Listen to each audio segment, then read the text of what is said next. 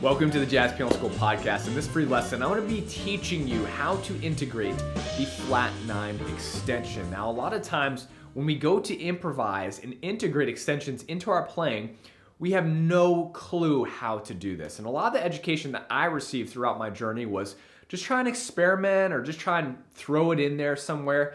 And I never really had a clear system. So what I'm going to be doing with you today is showing you 3 different specific strategies you can use to integrate the flat 9 extension into your improvisation. And then I'm going to show you in the upcoming episodes of this particular podcast about other extensions, the 9, the sharp 9, the sharp 11, the 13, and I'm going to cover all of them and show you how to integrate them into your improvisation.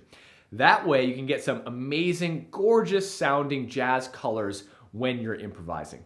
My name is Brendan Lowe, creator and founder of jazzpianoschool.com. If you're looking for more help on your improvisation, go and check out the free masterclass I recorded by going to jazzpianoschool.com/improv masterclass.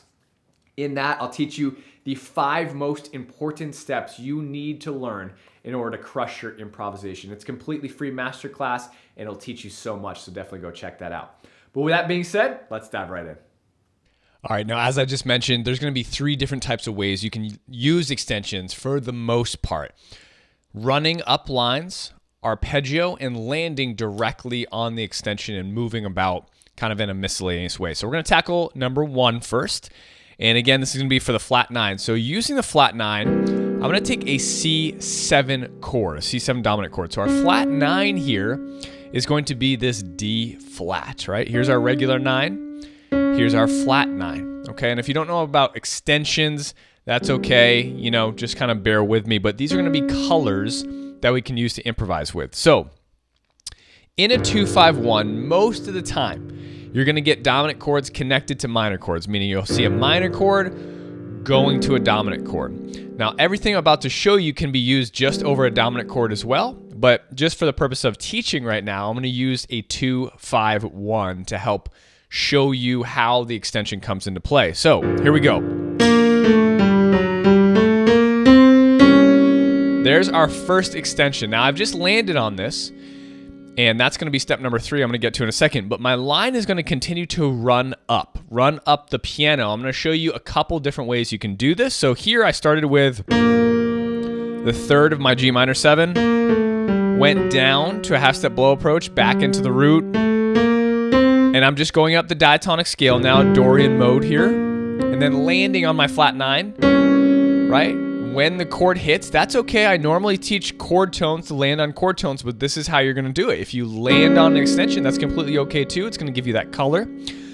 There's a couple with things you can do now. You can continue to go up to the sharp 9, which is very, very common in jazz improvisation. Now from there, you can fall into this E natural, and then resolve kind of really however you want into a chord tone of an F major 7. So in this case, I just outlined the C7 dominant chord, chord tone, half step blow approach into the 3rd of the F major 7. So here's the line again. Flat 9. Oh, I needed to add some extra beats. Just like that. So in order to add extra beats, I just pivoted up to the 5 and then back down into my A major 7. So again, here it is again.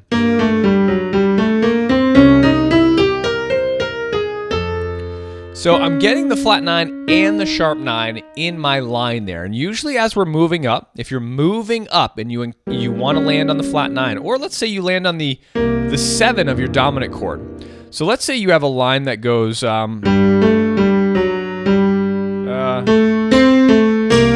right? Let's say I land on the flat 7 of my C7 chord, so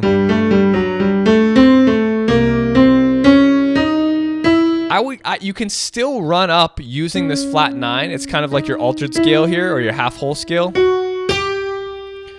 And no matter what you do, you just want to keep going up your scale and resolve it into some sort of chord tone of your 1 chord, whatever you're leading into. And again, a lot of times you can use your half whole scale if you land on the flat 9. Right? So here's your half whole scale starting from C, half step, whole step, half step, whole step, half step, whole step, half step. Or you can use your altered scale and then land. it doesn't really matter, but as long as you resolve into a chord tone of your one major chord, you're going to be great. Now, if you don't want to go up to the sharp 9, you can skip it, right? And usually what happens is if you make a skip, you're going to start to arpeggiate, right? And usually the best way to do this is to arpeggiate to the 3rd, and then from here you could actually keep arpeggiating or just keep running up diatonically. And then resolve somehow, again, always however you want, into the 1 major 7 chord. So again, here we go.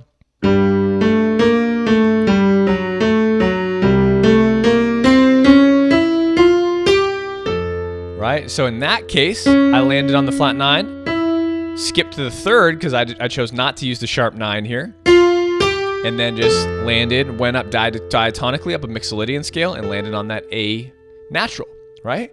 So all of this is utilizing the flat 9 in our line going up. Now this coming down is going to be the same thing. So if I'm coming down, let's say I have a line like this. So let's say I landed on the 3rd of my C7 and I want to keep running down, I can skip directly to the flat 9. Whoops, sorry. For the most part, that's usually in jazz the improv line you're going to hear. If you land on the 3rd, you're going to hear a flat 9 approach into the C or the root of whatever chord you're playing. And then a lot of times it will kind of resolve to the 3rd there of the 1 major 7 chord. And likewise, going up,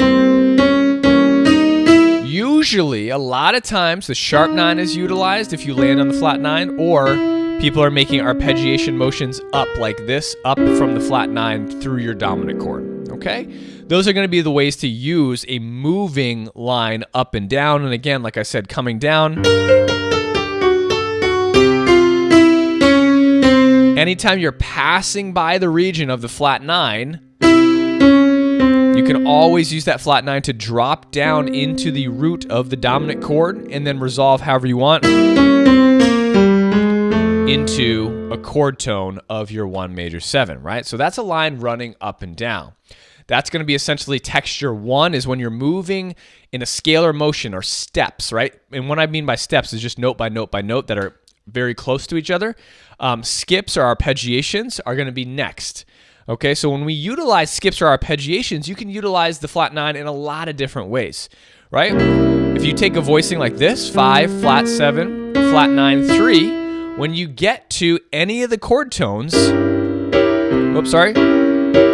if you land on any chord tones, you can essentially play this diminished chord, which creates a flat 9 sound, and you have 3, 5, flat 7 in your dominant chord. So if I'm playing through a 2, 5, 1, right? I landed on the G here, which is the 5 of my C7 chord, and I can run up this arpeggio. I can run down it. So depending upon where I am in the piano, I can utilize that flat 9 and just run up the piano. And again, no matter what chord tone you land on for your C7, you can always utilize this arpeggio. So if I land on the root, right, I can go. Essentially, if I land on the root of my C7 chord, I'm going to go up the C7 and then switch to my flat 9 here. If I land on the 3rd, I can go down, right? So I might go, let me see the 3rd.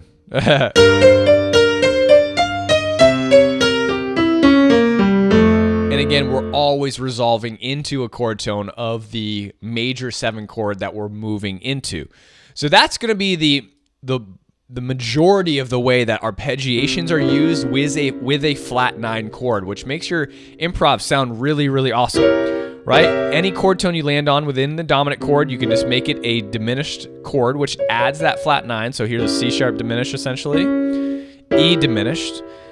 And these are the chords you're outlining in your improv. In your arpeggiation, right? And then you just continue on with your improvisation line. So that's texture number 2 is arpeggiations. And the third texture is just miscellaneous use or jumping around with the flat 9. So a lot of times you'll get skips, big jumps, like lines that are kind of common. Let me see.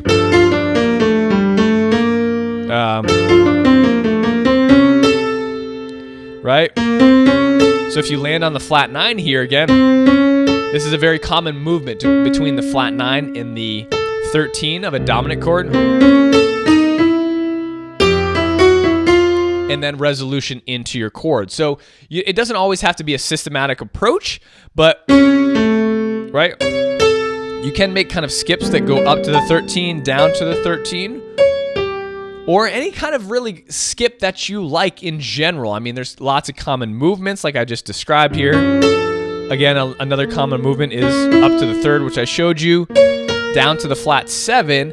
I wouldn't say other random movements from the flat 9 to other extensions are very common, right? This can be a common line too if you're using the altered scale, right? So you might go,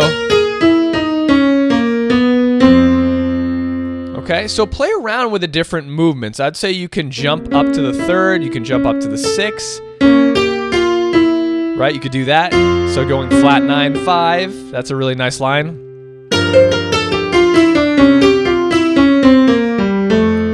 And that, again, that texture is a miscellaneous use of the flat 9, of that particular extension to jump to a random note. Otherwise, if you're not utilizing that texture, the way that these extensions are going to be utilized, this flat 9, is going to be with a run up, which I talked about in texture 1, or in an arpeggiation up or down, which I talked about in texture 2. Or like I just mentioned, texture 3 is a miscellaneous use. Right? Miscellaneous use, that was more of an arpeggiation. It was a bad example. Right? Jumping up to the A. You could go to the flat 13 if you want. But again, the more you study transcriptions and realize the use of these extensions are not kind of random, the better you're going to start to be with it. So, like I said, texture 3, the most common jumps in the bebop language in improv is going to be to the 13, to the 5, to the 3, to the flat 7, right? And down to the flat 7, or some use of the flat 13, utilizing the altered scale, right? Jumping to the flat 13. You don't see a jump to the sharp 11 much. You could see a jump from the flat 9 down to the 3rd instead of up. But that's kind of like, that's a less common movement. So again, I told you the popular movements. You'll want to practice those, use those first, and then you can start to experiment and work around this. So that's going to be how the flat 9 is used. I'm going to continue with a lot of the most common extensions. The 9s for sure have a lot of various uses. The sharp 11 doesn't have that many movements. I'm going to say the 9s have a lot of different types of movements. The sharp 11, which I'll do, the flat 13, they kind of have limited amounts. And again, with minor 7s and major 7 chords, there's kind of limited amounts. But I'm starting with the dominant chord, and so that's going to be your flat 9. Start to work that into your improv, and I promise you, your lines and improv is going to sound so much better with the use of that amazing, beautiful color that the flat 9 presents when you're improvising over a dominant chord. Okay? Hope you guys enjoyed that. I'll talk to you soon. All right, well, I hope you guys enjoyed that episode. Don't forget to go to jazzpianoschool.com to check out all of our free, amazing education, all of the free podcast blogs. We do have a membership if you're looking to take a next step forward with us, get access to over 1,000 different jazz piano videos, playbooks, mini courses, a main course curriculum, success path, and so much more.